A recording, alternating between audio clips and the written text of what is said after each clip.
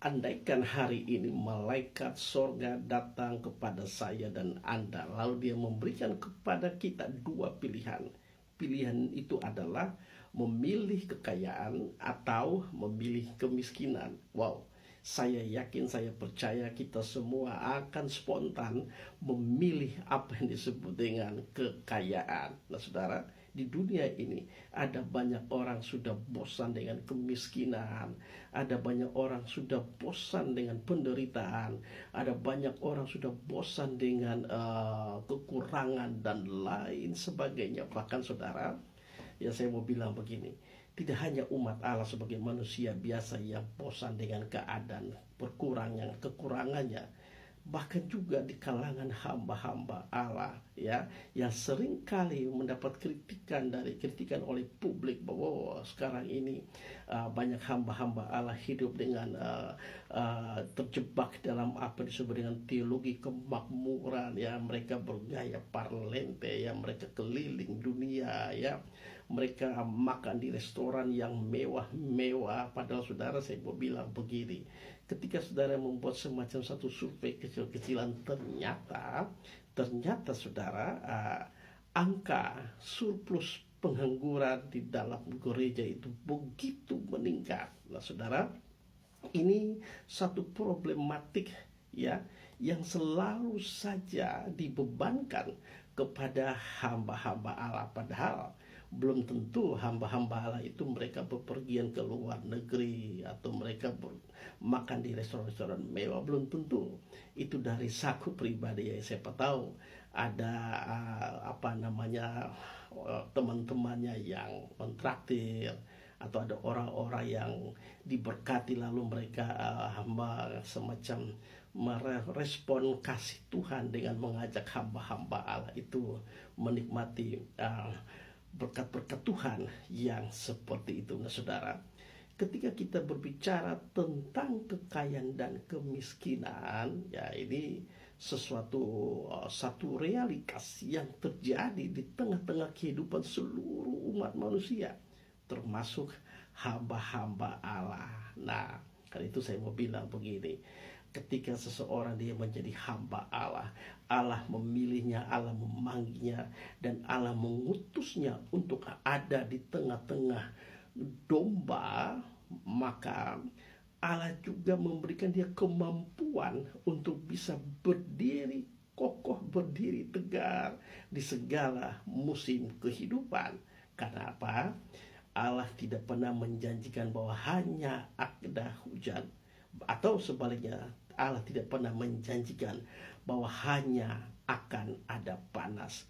Tetapi ketika musim kehidupan itu datang, entah hujan, entah panas, dia berjanji, dia memberikan kekuatan kepada hamba-hamba Allah, kepada anak-anak Tuhan, kepada seluruh umat Allah yang senantiasa menyembahnya, percaya kepadanya, dan meyakini bahwa hidup ini ada dalam tangan kasih Allah. Dan saudara, saya mau bilang sekali lagi begini, tidak ada hampir semua orang sudah bosan dengan kemiskinan.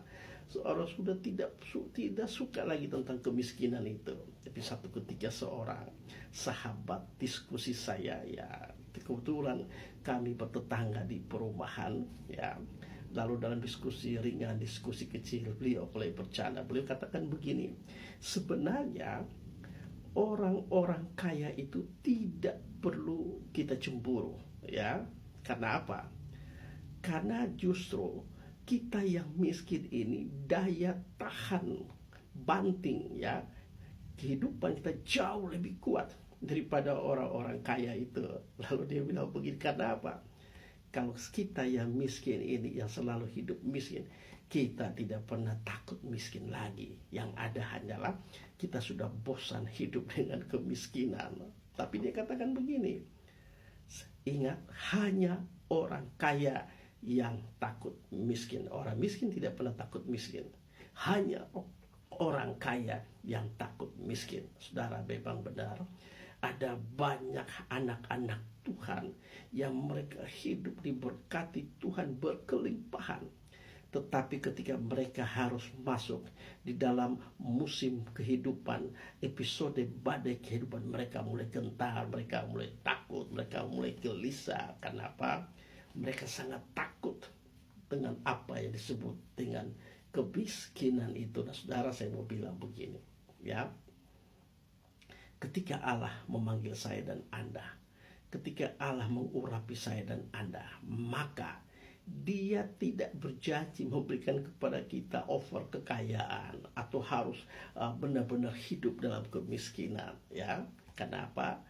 Dalam doa Bapa kami, Tuhan Yesus mengajarkan kepada saya dan Anda bahwa berikanlah kepada kami makanan yang secukupnya. Saudara, ketika kita ada di tengah-tengah dunia ini dan Allah senantiasa menitipkan kepada saya dan Anda sebuah mandat, sebuah amanah untuk menjalankan berbagai proyek-proyek kerajaan Allah, maka saya mau katakan, ya, jangan berpikir nanti tunggu kaya baru kita berbuat sesuatu. Jangan sekali-sekali berpikir nanti sebentar kalau ada uang baru kita mau mengabdikan diri dalam lingkungan sosial, dalam pelayanan dan lain sebagainya. Tidak, saudara. Ya, memang ada orang yang berkata, bahasa dunia berkata begini, ya, uang bukan segala-galanya, tetapi segala-galanya itu butuh uang. Benar, ya, uang bukan segala-galanya,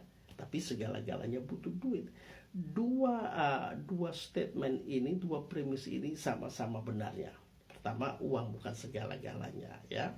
Karena itu dalam doa Bapa kami dikatakan, berikanlah kami pada hari ini makanan kami yang secukupnya. Saudara, artinya apa? Tuhan pasti memperhatikan saya dan Anda, memperhatikan semua hamba-hamba Tuhan, dan Dia akan memberikan kecukupan, ya. Itu saudara, akhir-akhir ini ada banyak hamba-hamba Allah menjadi sorotan publik, ya. Ketika mereka makan di restoran-restoran mewah, ketika mereka berkeliling dunia dan lain sebagainya, ketika mereka selfie di medsos menampilkan hidup berkelimpahan, ya.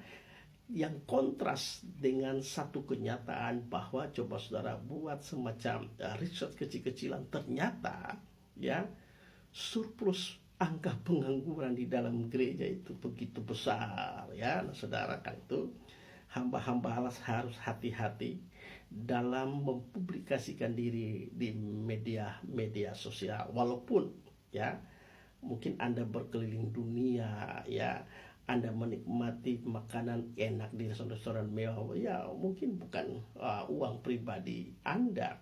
Mungkin ada anak-anak Tuhan yang merasa diberkati dengan pelayanan Anda, lalu mereka tapi umat tetap saja bisa punya pandangan yang keliru. Tapi satu hal yang pasti, yang paling penting adalah sebagai hamba-hamba Allah, ya, jangan bosan dengan kemiskinan, jangan bosan dengan penderitaan, ya. Tapi juga, ya, jangan sekali-kali mengubah orientasi hidup, ya, sehingga terjebak ke dalam apa yang disebut dengan teologi kemakmuran, apa adanya saja.